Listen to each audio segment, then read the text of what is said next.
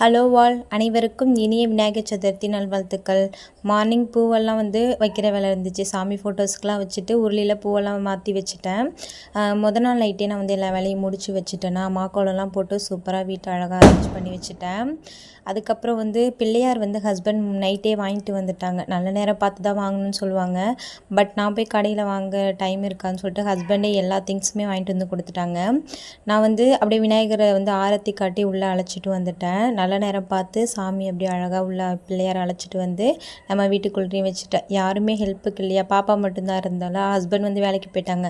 So that நானே video எடுத்துக்கிட்டு நானே அழகாக சாமியை ஆரத்திலாம் எடுத்து நானே உள்ளே அழைச்சிட்டு வந்துட்டேன். நம்ம வீட்டு பிள்ளையார் எப்படி இருக்காருன்னு சொல்லிட்டு கமெண்ட்டில் ஷேர் பண்ணுங்கள். எனக்கு தெரிஞ்ச மாதிரி நான் சிம்பிளாக சாமி கும்பிட்டுருந்தேன். போன வருஷம் தான் என்னால் செய்ய முடியல, தடங்கள் ஆயிடுச்சு. அட்லீஸ்ட் இந்த வருஷமாவது கண்டிப்பாக படைச்சிடணுண்டா அப்படின்னு சொல்லிட்டு எல்லாமே ரெடி பண்ணி சூப்பராக சாமிக்கு படைச்சிட்டேன். பிள்ளையாருக்கு பிடிச்ச சுண்டல், கொழுக்கட்டை, பொரிக்கடலை இதெல்லாமே வச்சு ஈவினிங் போல் படைச்சிருந்தேன்.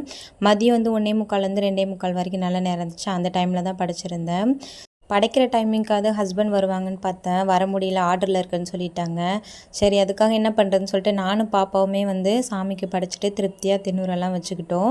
இந்த வருஷம் ரொம்பவே ஹாப்பியாக இருந்துச்சு. விநாயகர் சதுர்த்தி எங்களுக்கு சூப்பராக